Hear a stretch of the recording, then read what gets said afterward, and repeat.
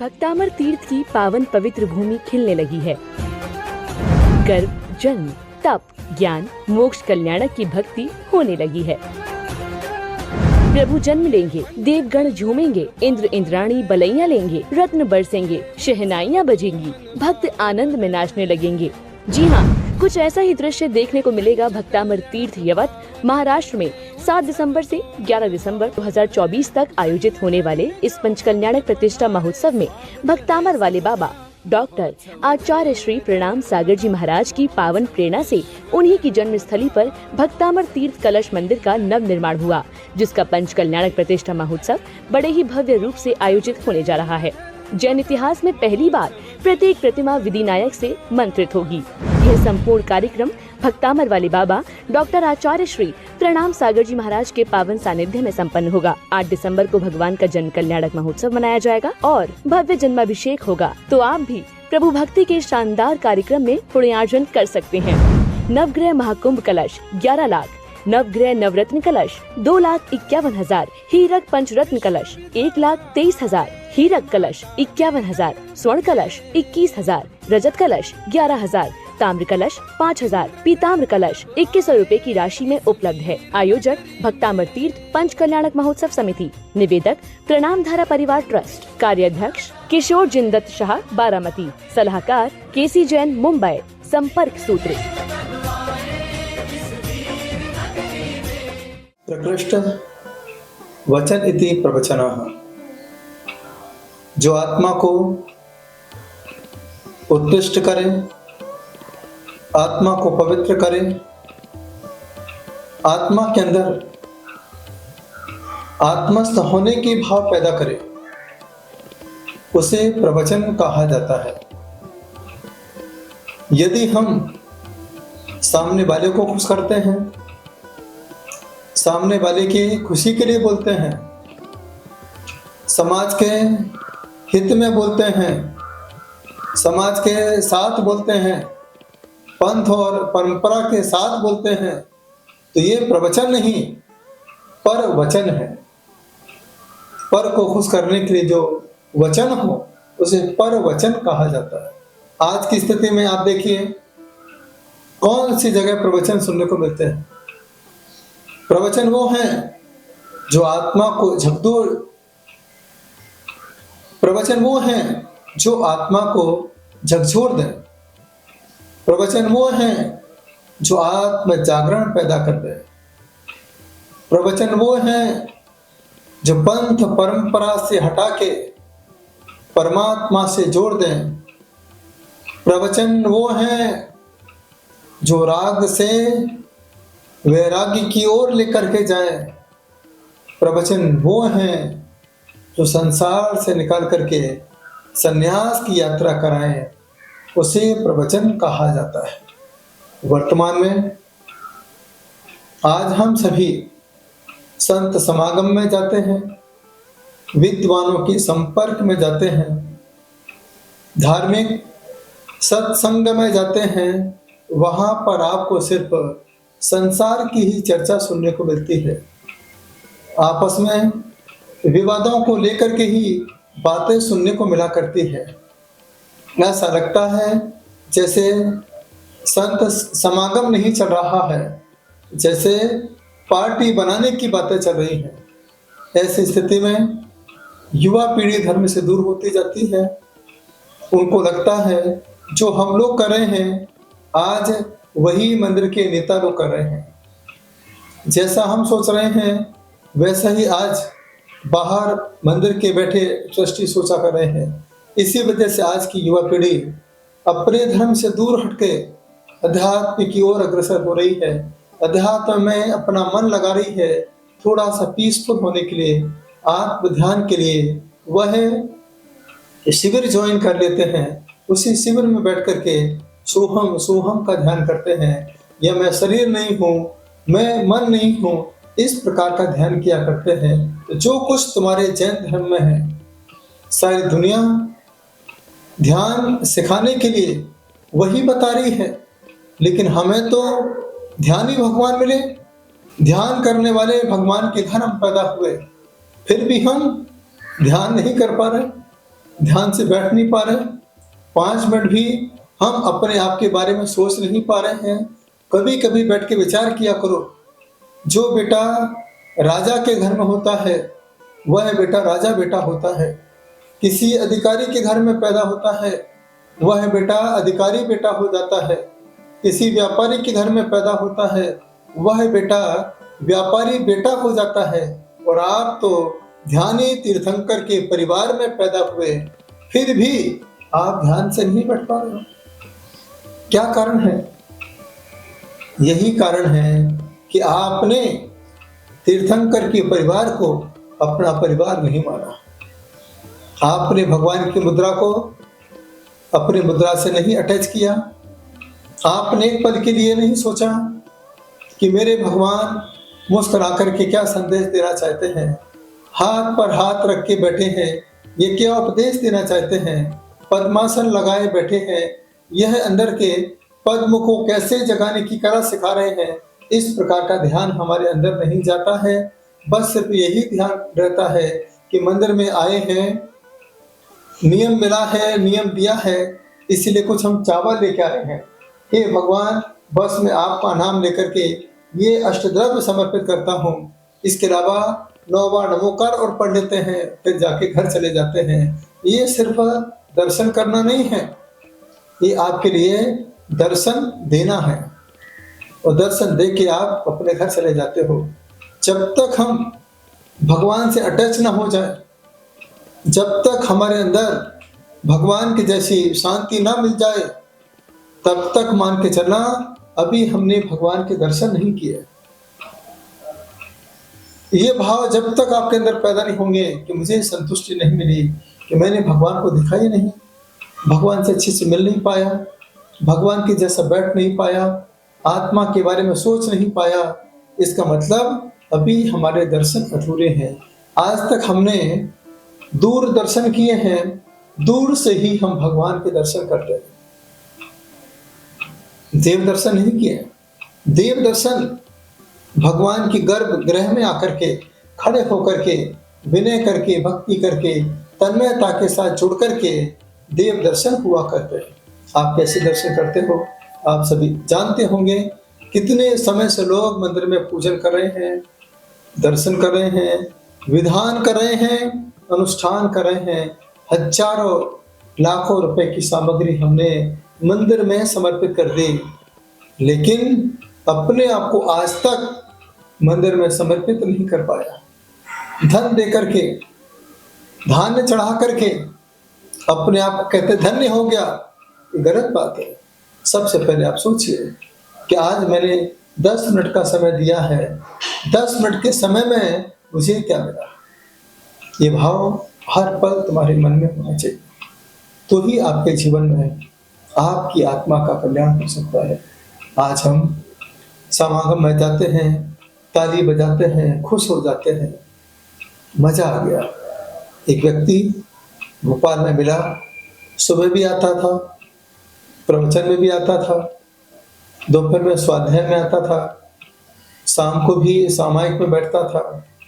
मैंने एक दिन उससे पूछा, रोज सुबह से लेकर शाम तक हमारे पास रहते हो, तुम्हें अच्छा क्या लगता है? सुबह का पाठ अच्छा लगता है, प्रवचन अच्छा लगता है, दोपहर का स्वाध्याय अच्छा लगता है, शाम की सामायिक अच्छी लगती है। उसने कहा, गुरुजी आपके साथ बैठा हूँ, सब कुछ मुझे अच्छा लगता है। मैंने कहा, सब में कुछ न कुछ एक तो अच्छा लगता होगा। बोले, हाँ गुरुजी, सब में एक चीज मुझे सबसे ज्यादा अच्छी लगती है। मैंने पूछा, इन सारी चीजों में सबसे ज्यादा अच्छा क्या लगता है? उसने कहा, गुरुजी आप चौक मंदिर में आए हो, ये मेरा जीवन का सबसे बड़ा सौभाग्य है, और आपके आते ही यहाँ जो भोजन मिलता है, ये भोजन मुझे सबसे अच्छा लगता है। विचार करिए, आज इतने सारे प्रोग्राम्स होते हैं, विधान होते हैं, पंचकणक प्रतिष्ठा होती है, मंदिर के कार्यक्रम होते हैं, श्रावक का ध्यान सबसे पहले कहाँ रहता है? ईमानदारी से एक बार सोचिए, भगवान की भक्ति पर रहता है या बाहर जो आपके लिए भोजन तैयार किया है वहां रहता है? एक बार के लिए आप विचार करके देखिए। यदि भोजन का समय हो गया हो यहाँ प्रतिष्ठा में तप कल्याण चल रहा हो, आप सबसे पहले क्या करोगे? तप कल्याण देखोगे या फिर भोजन करने जाओगे? ईमानदारी से बताइए, मुझे मालूम है आप क्या करोगे। मैं तो इतने सालों से देख चुका हूँ, आप करोगे तो सिर्फ एक ही काम करोगे। ऐसा ना हो कि भोजन खत्म हो जाए, सबसे पहले आप भोजन की तरफ भागोगे। एक पल के लिए विचार करो, भोजन तो अनादिकाल से मिलता आया है, घर जाओगे मिल जाएगा, लेकिन जो प्रतिष्ठा आज यहाँ चल रही है ये फिर दोबारा मिलने वाली नहीं है। बहुत पुण्य कमाया था, तब जाकर के हमें प्रतिष्ठा में आने का मौका मिला है, प्रतिष्ठा में शामिल होने का मौका मिला है, और प्रतिष्ठा में आने के बाद ध्यान पूजन की तरफ गया। इसका मतलब जिस गति में जीव भोजन के पीछे भागते हैं वही गति आपको प्राप्त होगी। यदि आप धर्म के पीछे भागोगे, प्रतिष्ठा के साथ जुड़ोगे, तो जो गति तीर्थंकर प्रभु की हुई है, कल वही गति तुम्हारी भी हो सकती है। जैसी सोच बस वैसा ही भाव तुम्हारे भीतर बनना प्रारंभ होता है। तो आज मैं आपसे यही कहना चाहता हूँ कि तुम्हें यदि इतना अच्छा धर्म मिला है, ध्यान करने वाले भगवान मिले हैं, हमेशा ध्यान में रहने वाले जैन साधु मिले हैं, इनका समागम प्राप्त कीजिए, इनके साथ अपना संबंध बनाइए और यही विचार कीजिए, अप्पा अप्पम में रहो एड़ में परमवे छाड़म। ये भोजन हमारे तन को खुश कर सकता है, लेकिन आत्मा का आनंद परमानंद को याद करने के बाद ही मिला करता है। यह भाव जब तुम्हारे मन में पैदा होंगे तभी पूर्ण दर्शन हो सकता है।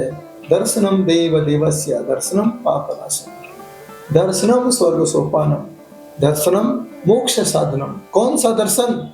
सम्यक प्रणम्य जिन पाद युगम युगा, सम्यक रूप से किया गया प्रणाम, सम्यक रूप से किए गए दर्शन आपको सम्यक दर्शन की ओर ले जाते हैं, आपके जीवन का कल्याण कर सकते हैं, आपकी आत्मा का जागरण कर सकते हैं। मुझे मालूम है आप मुझे बड़े गौर से सुन रहे होंगे, ध्यान से सुन रहे होंगे। मैं चाहता हूँ ध्यान से सुन रहे हैं, बस भीतर बैठी आत्मा को ध्यान से सुना दो कि मेरी आत्मा इस समय क्या चाहती है। दिगंबर धर्म क्या है? ध्यान का धर्म है, जहां वस्त्रों का त्याग है, राग का त्याग है, संसार का त्याग है। सिर्फ एक ही मुद्रा है, जिस मुद्रा का नाम दिगंबर मुद्रा है। दिगंबर मुद्रा धारण करने के बाद एक ही स्थान बचता है, जिसका नाम होता है सिद्ध शिला। इसी मुद्रा को पाने के बाद ही सिद्ध शिला प्राप्त हो सकती है। तो मेरा आप लोगों से यही कहना है, जो आपको समय मिला है, दर्शन देने का काम नहीं, दर्शन करने का काम करो। भगवान के पास पूरे मन के साथ बैठो, ध्यान लगा के बैठो। जब कभी बच्चे जहाँ नौकरी करते हैं, ध्यान से 8-9 घंटे बैठते हैं, तब जाकर के उन्हें पैसा मिलता है। आप यदि 10 मिनट भी ध्यान से बैठो तो आपको यहाँ से पुण्य प्राप्त होगा, पुण्य वर्गणाएं आप साथ में लेके जाओगे। पर यही भाव पैदा हुआ, यही शांत राग रुचि भी परमाण पुष्पम वेदमा पितस्त्रिभुवनैक ललाम भूत तावंत एव करुते प्रणमः पृथिव्याम यते समान परम नहीं रूपमस्ति। आपके जैसा रूप और कहीं संसार में दिखाई नहीं दे सकता है। आप घंटे की आवाज सुन रहे हैं, ये मंदिर की आवाज है। बस 1 घंटी आपके मन में बजना चाहिए। जब घंटियों की आवाज मन में बजेगी तो मन में साक्षात बैठे हुए भगवान के दर्शन हो जाएंगे। आपके जीवन का उद्धार हो सकता है, आपकी आत्मा का कल्याण हो सकता है। तो जीवन में यही भावना पाए, सब छूटे तो छूटे, प्रभु आप छोड़ के मत जाना। सब अलग हो जाएं, कोई गम नहीं, आप अपने से मुझे अलग मत कर देना। सब मेरे साथ चले ना चलें, बस मैं आपके बताए हुए मार्ग पर चल सकूं, इसके अलावा मुझे कुछ नहीं चाहिए। कोई मुझे देखना पसंद करे ना करे, कोई गम नहीं। बस ये भगवान इन आंखों के सामने सदा आपके दर्शन होते रहे। ये हृदय किसी के लिए धड़के न धड़के, बस आपकी भक्ति में हृदय धड़कता रहे। जब मेरी पूरी शरीर की वर्गणाएं आपकी भावना से जुड़ जाएंगी तो मेरा यह संसार चक्र अपने आप छूट जाएगा और मैं अपनी आत्मा का कल्याण कर सकता हूँ। तो जो मुझे घर पर बैठे बैठे मोबाइल के माध्यम से सुनते हैं, मेरी यही भावना है, सुनने के साथ आप एक एक शब्दों को चुनिए और अपने अंदर उतारिए।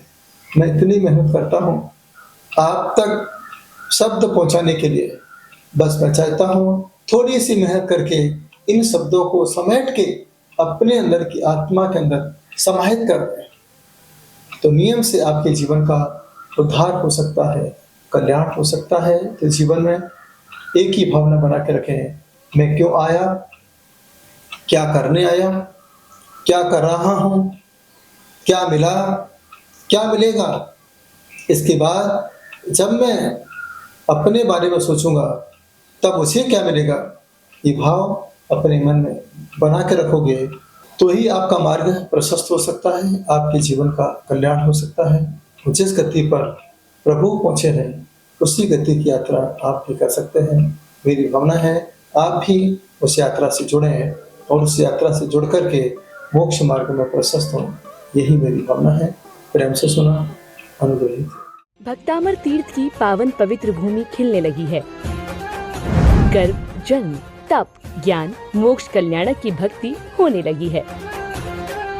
प्रभु जन्म लेंगे, देवगण झूमेंगे, इंद्र इंद्राणी बलैया लेंगे, रत्न बरसेंगे, शहनाइयाँ बजेंगी, भक्त आनंद में नाचने लगेंगे।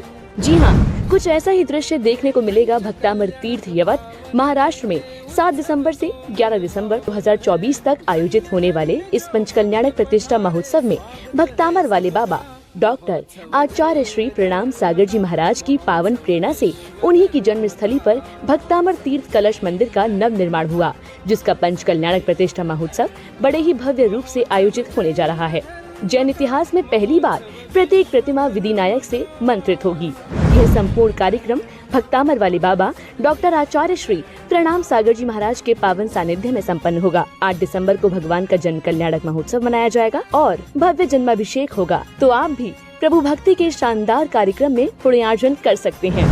नवग्रह महाकुंभ कलश 11 लाख, नवग्रह नवरत्न कलश 2,51,000, हीरक पंचरत्न कलश 1,23,000, हीरक कलश 51,000, स्वर्ण कलश 21,000, रजत कलश 11,000, ताम्र कलश 5,000, पीताम्र कलश 2,100 रुपए की राशि में उपलब्ध है। आयोजक भक्तामर तीर्थ पंच कल्याणक महोत्सव समिति, निवेदक प्रणाम धारा परिवार ट्रस्ट, कार्याध्यक्ष किशोर जिंदत शाह बारामती, सलाहकार केसी जैन मुंबई। संपर्क सूत्र